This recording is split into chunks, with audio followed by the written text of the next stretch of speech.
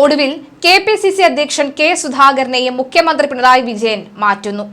മുമ്പ് പ്രതിപക്ഷ നേതാവ് സ്ഥാനത്ത് നിന്നും രമേശ് ചെന്നിത്തലയെ മാറ്റി വി.ഡി. സതീശനെ കൊണ്ടുവന്ന അതേ തന്ത്രം തന്നെയാണ് പിണറായി ഇക്കുറിയും പരീക്ഷിക്കുന്നത്.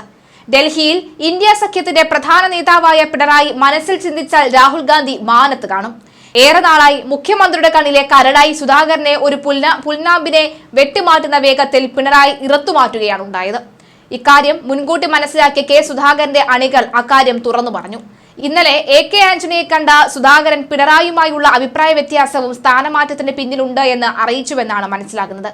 തന്നെ അപമാനിക്കുകയാണ് ചെയ്യുന്നത് എന്ന് സുധാകരൻ പരസ്യമായി തന്നെ പറഞ്ഞു. കെ.പി.സി.സി അധ്യക്ഷൻ പ്രഖ്യാപനം ഉടനുണ്ടാകുമെന്ന സൂചനകൾക്കിടെ അധ്യക്ഷ സ്ഥാനത്ത് കെ സുധാകരൻ തുടരുന്നതിനെ അനുകൂലിച്ച് പോസ്റ്ററുകൾ പ്രത്യക്ഷപ്പെട്ടു.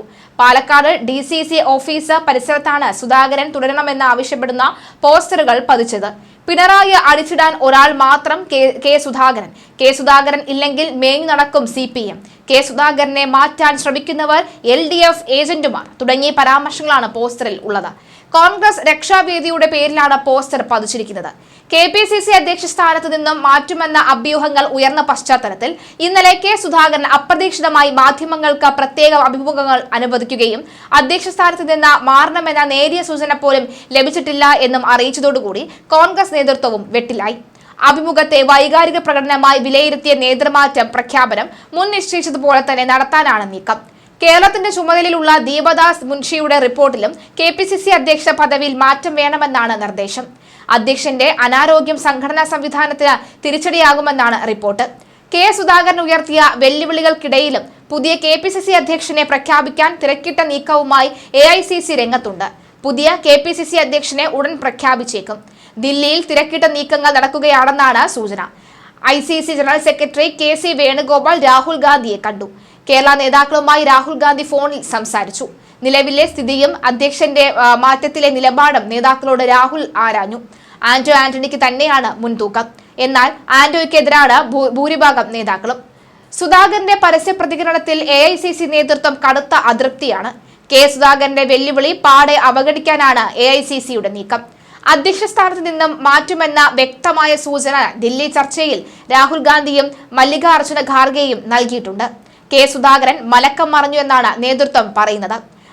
ഹൈക്കമാൻഡ് വിശ്വാസത്തിലെടുത്ത് നടത്തിയ ചർച്ചയെ അവഗണിച്ച പരസ്യ പ്രതികരണം നടത്തിയത് കടുത്ത അച്ചടക്ക ലംഘനമാണ് എന്ന് നേതൃത്വം കാണുന്നു. ഏഷ്യാനെറ്റ് ന്യൂസിന് നൽകിയ അഭിമുഖത്തിന്റെ വിശദാംശങ്ങൾ നേതൃത്വം തേടിയിട്ടുണ്ട്. പരസ്യ പ്രസ്താവന തുടർന്നാൽ അച്ചടക്ക നടപടികളുടെ സാധ്യതയും തള്ളിക്കളയാൻ കഴിയില്ല. കേരളത്തിൽ നിന്ന് ദില്ലിയിലെത്തിയ KC വേണുഗോപാൽ മല്ലികാർജുന ഖാർഗെ കാര്യങ്ങൾ ധരിപ്പിക്കും. കേരളത്തിന്റെ ചുമതലയുള്ള ദീപദാസ് മുൻഷി പുതിയ പ്രസിഡന്റിനുള്ള ശുപാർശ സമർപ്പിച്ച് AICC അധ്യക്ഷന്റെ അനുമതി തേടും. തുടർന്നാകും പ്രഖ്യാപനം. ആന്റണിക്ക് തന്നെയാണ് അവസാനവട്ട ചർച്ചകളിലും മുൻതൂക്കം. പ്രഖ്യാപനത്തിന് പിന്നാലെ സംസ്ഥാന കോൺഗ്രസിൽ പൊട്ടിത്തെറി ഉണ്ടാകാനുള്ള സാധ്യതയും നേതൃത്വം തള്ളിക്കളയുന്നില്ല. സുധാകരൻ പിന്നിലൊരു വിഭാഗം നേതാക്കൾ അണിനിരുന്നത് നല്ല സൂചനയല്ല നൽകുന്നത്. നിലമ്പൂർ ഉപതെരഞ്ഞെടുപ്പ് അടക്കം മുൻപുള്ള പോലെ തന്നെ പുതിയ അധ്യക്ഷ പ്രഖ്യാപനം കോൺഗ്രസിന് വലിയ വെല്ലുവിളിയാക്കാൻ സാധ്യതയുണ്ട്. കോൺഗ്രസിലെ പുനഃസംഘടനയുമായി ബന്ധപ്പെട്ട നേതൃത്വത്തിനെതിരെ തുറന്നടിച്ച് രാഹുൽ മാങ്കൂട്ടത്തിൽ MLA രംഗത്തെത്തി. ഞങ്ങൾ മിണ്ടാതിരിക്കുന്നത് അത് താങ്ങാനുള്ള കെൽപ്പ് പാർട്ടിക്കില്ലാത്തത് കൊണ്ടാണ് എന്നും യുവാക്കൾ കാണിക്കുന്ന പക്വതയും പാകതയും മുതിർന്ന നേതാക്കൾ കാണിക്കണമെന്നും രാഹുൽ മാങ്കൂട്ടത്തിൽ പത്തനംതിട്ടയിൽ പറഞ്ഞു. സാധാരണ പ്രവർത്തകന്റെ ആത്മവിശ്വാസം തകർക്കരുത്. നേതൃത്വം ഇടപെട്ട അനിശ്ചിതത്വം മാറ്റണം. നേതൃത്വം തുടരുകയാണോ തുടരില്ലയോ എന്നതിൽ വ്യക്തത വരുത്തണം. വരാൻ പോകുന്നത് അങ്കണവാടി തെരഞ്ഞെടുപ്പ് അല്ല, അങ്കണവാടി ക്ലാസ് ലീഡറുടെ തെരഞ്ഞെടുപ്പല്ലെന്നും പഞ്ചായത്ത് തെരഞ്ഞെടുപ്പാണെന്നും ഓർക്കണം. യുവ നേതാക്കൾ കാണിക്കുന്ന അച്ചടക്കം മുതിർന്ന നേതാക്കളും കാണിക്കണം. മുതിർന്ന നേതാക്കൾ ഉത്തരവാദിത്വം കാട്ടണം. കോൺഗ്രസ് അധികാരത്തിൽ വരാൻ ജനങ്ങൾ ആഗ്രഹിക്കുന്നുണ്ട്. അത് നടക്കാതെ പോകുന്നത് ജനങ്ങളോടുള്ള വെല്ലുവിളിയാണ്. കേന്ദ്ര സംസ്ഥാന സർക്കാരുകൾക്കെതിരായ കാര്യങ്ങൾ ചർച്ചയാക്കണം.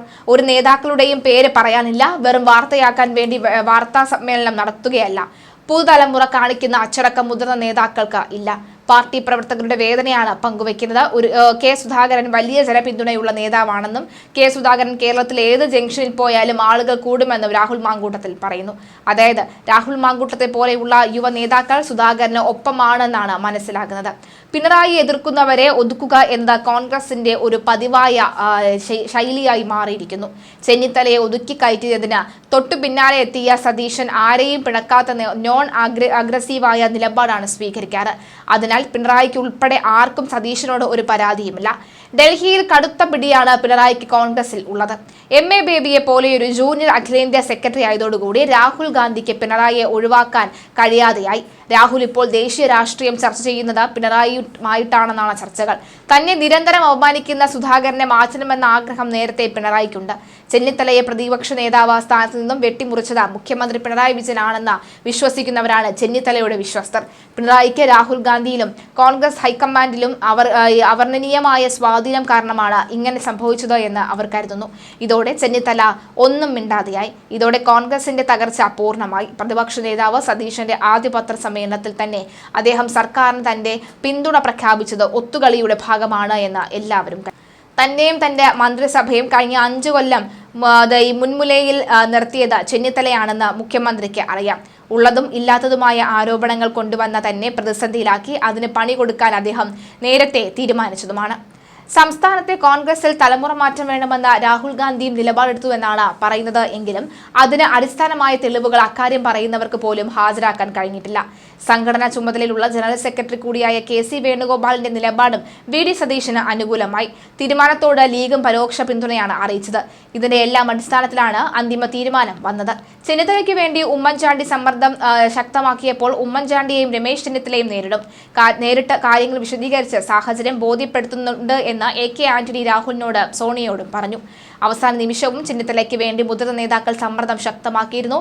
ചെന്നിത്തല സംസ്ഥാന നേതൃനിരയിൽ തന്നെ വേണമെന്നും ആദർശവും ആവേശവും കൊണ്ട് മാത്രം പാർട്ടി സംവിധാനങ്ങളെ ചലിപ്പിക്കാനാവില്ല എന്നുമാണ് ചെന്നിത്തലയ്ക്ക് വേണ്ടി വാദിക്കുന്ന ഉമ്മൻചാണ്ടി ഹൈക്കമാൻഡിനോട് പറഞ്ഞത്. എന്നിട്ടും ഫലമുണ്ടായില്ല. കാരണം അതിനപ്പുറമായിരുന്നു പിണറായിയുടെ ബലം. ഇപ്പോൾ സതീശനേക്കാൾ ഇമേജ് കുഴൽനാടനാണ്. ചിന്നക്കനാൽ ഭൂമി ഇടപാടൊന്നും ഏഷ്യതുപോലുമില്ല. കുഴൽനാടനെതിരെ സംസാരിക്കുന്നവർ ശത്രുക്കളാകുമെന്നാണ് ഇന്നത്തെ അവസ്ഥ. കുഴൽനാടന് സമൂഹ മാധ്യമത്തിലും നിറഞ്ഞ കയ്യടിയാണ് ലഭിക്കുന്നത്. വീണ വിജയന്റെ മാസപ്പടി അന്വേഷിക്കാത്തവർ കുഴൽനാടനെ പിടിക്കാനിറങ്ങിയതിൽ ജനം പുച്ഛിച്ചു ചിരിക്കുന്നു. പിണറായിയെ നിയമസഭയ്ക്കകത്തും പുറത്തും ശക്തമായി തുറന്നുകാട്ടിയ വ്യക്തിയാണ് മാത്യു എന്നാണ് സുധാകരൻ പറയുന്നത്. നിയമസഭയിൽ ചാട്ടുളി പോലെയുള്ള ചോദ്യങ്ങൾക്ക് മുന്നിൽ പതറിപ്പോയ മുഖ്യമന്ത്രി മാത്യുവിനെതിരെ ആക്രോശിച്ചത് നാം കണ്ടതാണ്. പ്രതികാര ബുദ്ധിയാണ് CPM-നെയും മുഖ്യമന്ത്രിയെയും നയിക്കുന്നത്. വീണയെയും മുഖ്യമന്ത്രിയെയും സമൂഹമാധ്യമത്തിൽ തുറന്നു കാണിച്ചത് സുധാകരന്റെ നേതൃത്വത്തിൽ മാത്യു കുഴൽനാടനാണ് എന്ന് വ്യക്തമാണ്. മുഖ്യമന്ത്രിയെ പേടിക്കാത്ത ഒരേയൊരാൾ സുധാകരൻ മാത്രമായിരുന്നു. തനിക്കെതിരായ ആരോപണങ്ങളെ നേരിടാൻ പിണറായി വിജയൻ രാഹുൽ ഗാന്ധിയെ സ്വാധീനിച്ചപ്പോഴും അതിന് വഴിപ്പെടാതെ നിന്നത് സുധാകരൻ മാത്രമാണ്. ഒരു ഘട്ടത്തിൽ ഇന്ത്യ മുന്നണി നേതാവായ പിണറായിക്കെതിരെ അതിരൂക്ഷമായ കലാപം ആവശ്യമില്ല എന്ന് രാഹുൽ ഗാന്ധി പോലും പറയുകയുണ്ടായി. എന്നാൽ ഒടുവിൽ ഇതേ രാഹുൽ ഗാന്ധി സത്യം തിരിച്ചറിയുകയും സുധാകരന്റെ വഴിയാണ് ശരിയെന്ന് മനസ്സിലാക്കുകയും ചെയ്തു. എന്നിട്ടും സുധാകരൻ KPCC അധ്യക്ഷ സ്ഥാനത്ത് നിന്നും മാറുകയാണെങ്കിൽ അതിന്റെ ക്രെഡിറ്റ് പിണറായിക്ക് തന്നെ നൽകണം. കണ്ണൂരിൽ സുധാകരനെ തോൽപ്പിക്കാൻ സംഘടിതമായ ശ്രമങ്ങളാണ് നടക്കുന്നത്. സുധാകരന് രോഗമാണ് എന്ന വാർത്തയ്ക്ക് വലിയ പ്രചരണം നൽകി. സുധാകരൻ ജയിച്ചിട്ട് കാര്യമില്ല എന്ന് കണ്ണൂരിലെ കോൺഗ്രസുകാർ കൂട്ടത്തോടെ പറഞ്ഞു. ഇത് പിണറായിയുടെ മറ്റൊരു തന്ത്രം. സുധാകരനെ ഒതുക്കിയാൽ കുഴൽനാടനെ ഒതുക്കാമെന്നും അങ്ങനെ വന്നാൽ തനിക്ക് പൂർവാധികം ഭംഗിയായി അഴിമതി നടത്താമെന്നും പിണറായി കരുതുന്നുണ്ട്. ഇതാണ് ജയിക്കാൻ പോകുന്നത്. സുധാകരൻ പോയാൽ പിണറായി ജയിക്കും. KPCC അധ്യക്ഷ പദവിയിലെത്തുന്ന ആരെയും ഒതുക്കാൻ പിണറായിക്ക് നന്നായി അറിയാം.